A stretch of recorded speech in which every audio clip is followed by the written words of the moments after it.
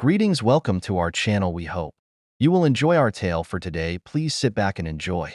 Our elders always say when the spirit and the earth walk as one, even the strongest storm cannot break their bond. Any idea what that means? Here's my version of its meaning. In a quiet village nestled between rolling hills and dense forests, there was a young man named Akunzi. He was the only son of his late father, a well-respected herdsman whose love for his cattle was legendary. Usher's mother, now alone, held her son dear, for he was the last memory of her beloved husband. Every morning, without fail, Okunzi woke up in the cow's kraal. The villagers often found him lying in the soft dirt, surrounded by the cows, all gathered in a perfect circle.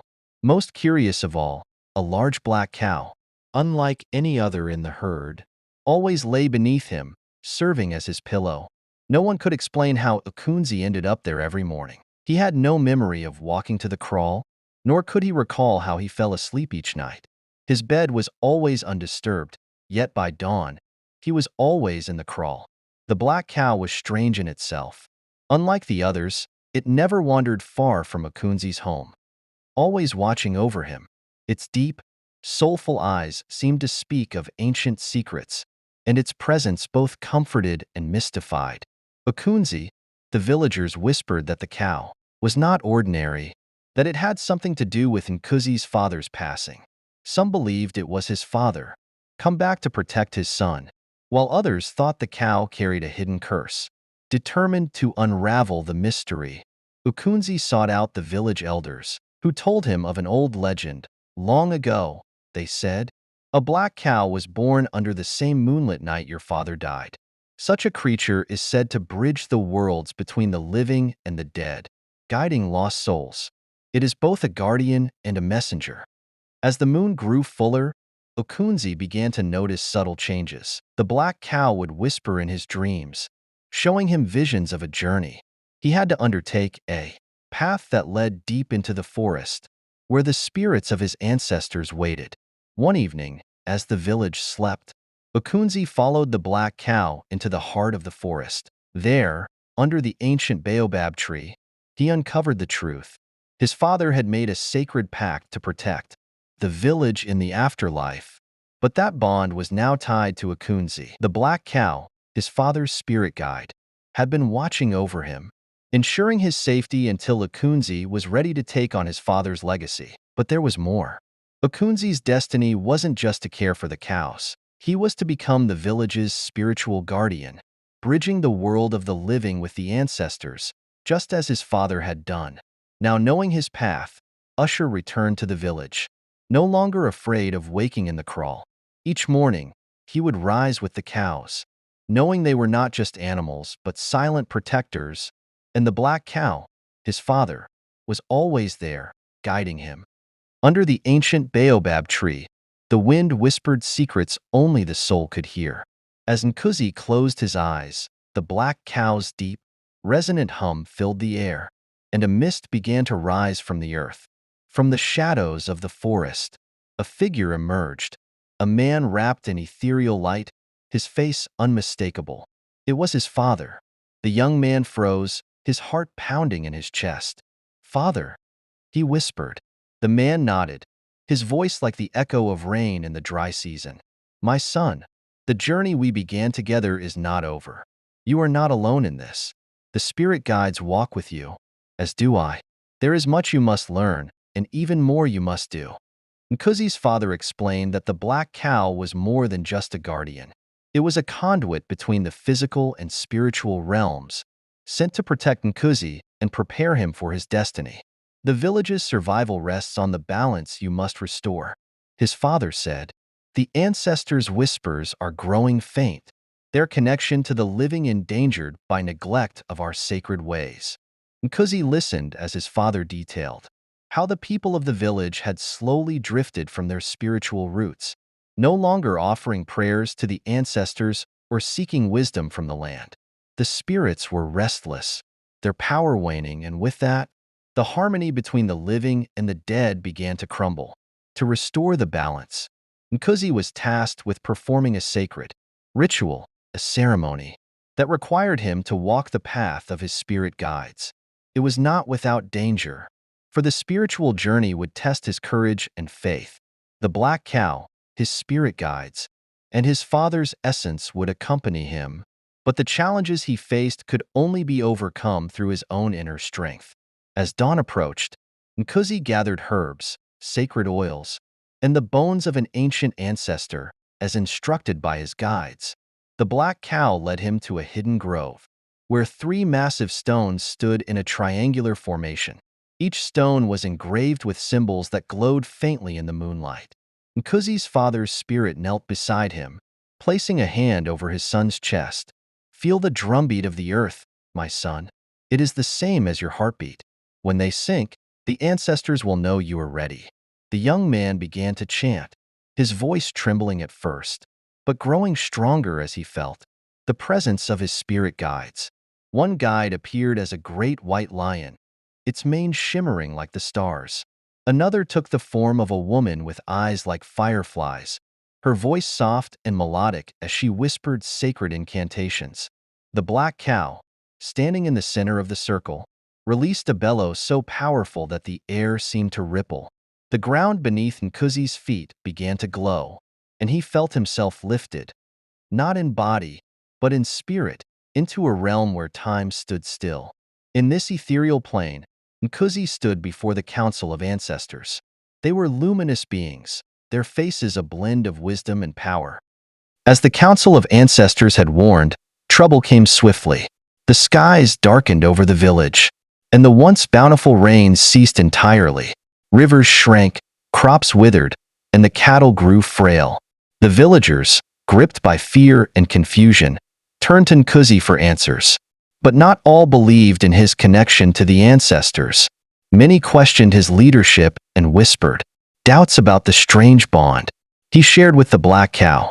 Nkuzi's first challenge came not from the land, but from within his own people. A prominent elder named Mvuzo, known for his skepticism of traditional spirituality, accused Nkuzi of bringing the drought upon the village. "This boy sleeps in the kraal like a calf and claims visions from the ancestors. How can we trust him to save us?" He barked during a tense village meeting. The people murmured, some nodding in agreement. Nkuzi stood firm, remembering his father's advice, "Lead with wisdom, not anger." He addressed the crowd calmly. "Mvuzo, the ancestors do not punish us, they remind us. Our neglect of the sacred ways has distanced us from their protection. If we come together in faith, they will guide us back to abundance." But Mvuzo and his followers refused to listen. They began sabotaging Nkuzi's efforts, driving fear into the hearts of the villagers and dividing the community. Nkuzi's response: Nkuzi, guided by his spirit allies, remained patient. With the black cow as his constant companion, he began small rituals with those who believed in him. He led nightly prayers and offered humble sacrifices, slowly rekindling the villagers' faith.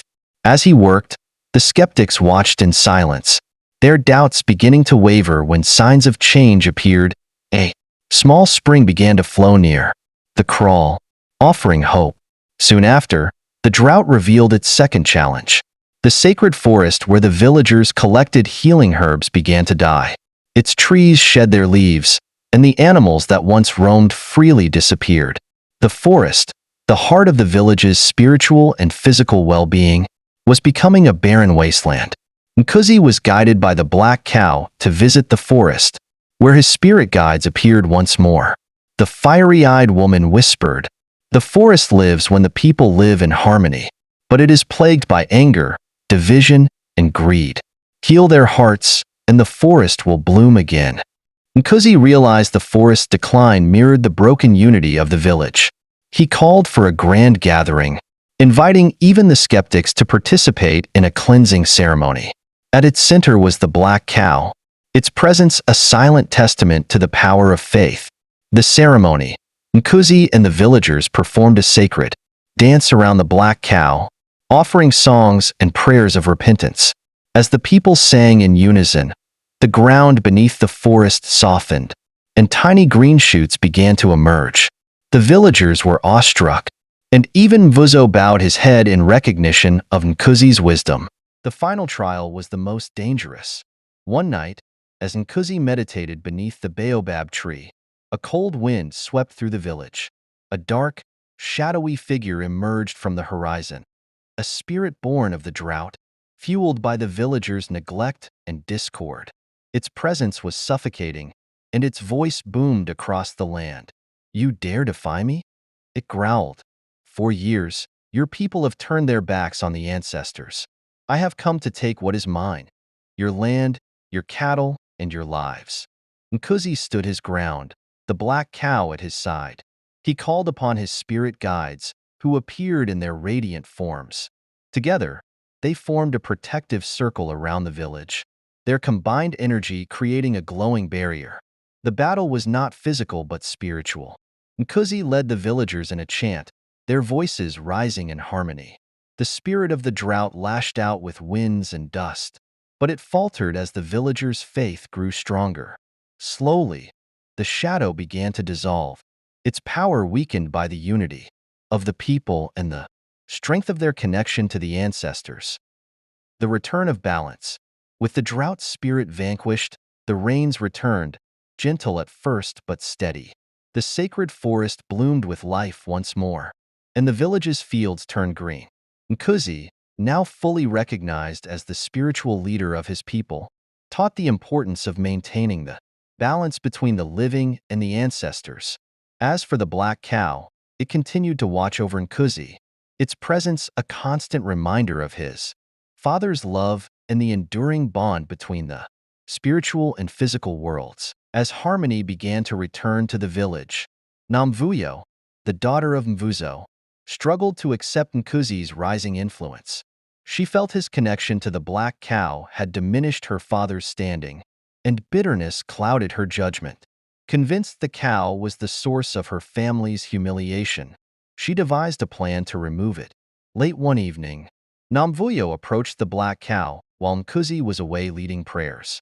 She carried a bundle of sweet grass, coaxing the animal out of the kraal. The cow followed her willingly, its calm demeanor unshaken. Namvuyo led it deep into the forest, where she had arranged for two reluctant laborers to assist her. "These are just stories," she told them. "It's just a cow. We will rid the village of its false protector and prove Nkuzi's lies." Though hesitant, the men agreed, seeing it as an easy task. As they approached the black cow, strange phenomena began to occur. The air around them grew thick, and an otherworldly hum resonated through the trees. The cow stood at the center of the clearing, its form illuminated by soft moonlight. Its presence exuded peace, but also an undeniable power. When the first man raised his hand to harm the cow, he suddenly stumbled and fell to his knees. His voice trembled as he muttered, "I can't move. Something is holding me back." The second man dropped his weapon, overcome by the same force. Namvuyo watched in stunned silence as a soft, glowing mist formed around the black cow. From within the mist, ancestral spirits emerged, not in anger, but in solemn, commanding grace. The ancestors addressed Namvuyo directly, their voices like the wind rustling through the trees. "Child, your anger blinds you to the truth. This cow is a vessel of our guidance, sent to protect the village and Nkuzi, who carries your people's hope." Namvuyo fell to her knees, tears streaming down her face. "I was wrong. Please forgive me. I let my pride and jealousy cloud my heart." The spirits softened, their light becoming warmer. All beings make mistakes, but the path to redemption begins with humility and acceptance. Return the cow to its place of honor, and let this be the start of a new chapter for you and your family. Namvuyo guided the black cow back to the kraal, her heart heavy yet relieved. The villagers noticed the change in her demeanor and listened as she confessed her actions. Mvuzo, witnessing his daughter's transformation, publicly apologized to Nkuzi for his earlier defiance. Nkuzi, embodying the wisdom passed down by his father and the ancestors, forgave them both. "The circle of life is strongest when built on understanding and unity," he said. The black cow, ever watchful, resumed its quiet guardianship. The village, now united, prospered under the renewed faith of its people. Namvuyo became one of Nkuzi's greatest supporters, dedicating herself to bridging gaps in the community and preserving the spiritual balance of the land. After Namvuyo's failed attempt to kill the black cow, a profound shift occurred within her. The forgiveness she received from the ancestors was not just a second chance, but a calling to transform her life. Humbled and grateful, she began dedicating herself to helping the community, often assisting Kunzi in his spiritual work with the black cow. At first, Namvuyo approached the tasks with hesitation. She still carried the weight of her past intentions, and the village's whispers reminded her of her misstep. But Nkunzi's gentle encouragement and unwavering belief in her ability to change gave her the strength to persevere. The ancestors see your heart now, not your mistakes. Nkunzi would often remind her as they worked side by side. Namvuyo soon developed a fascination for Nkunzi. His calm demeanor, wisdom, and deep connection with the black cow stirred feelings she hadn't expected. She admired how he moved through life with grace, guided by unseen forces yet firmly rooted in the physical world. What began as respect grew into something deeper, though she kept her feelings hidden, unsure if Nkunzi saw her as anything more than a partner in their shared mission. As Namvuyo and Nkunzi continued their work together, the bond between them deepened in ways neither had anticipated. He realized that his blood boiled whenever he stood close to her. He had a yearning he hadn't felt before. He fought to concentrate. With the work they did, he wasn't sure if he should say anything or keep it to himself. In the end, he kept it to himself. Though their connection was unspoken, it was evident in the way they moved in harmony, their shared dedication to helping the community. What truly marked their path was the intervention of the ancestors. One night, Namvuyo was visited in her dreams by Nkunzi's ancestors. Their presence was powerful yet soothing, their voices echoing like whispers carried by the wind. They showed her visions of herbs, rare plants that grew in hidden corners of the land.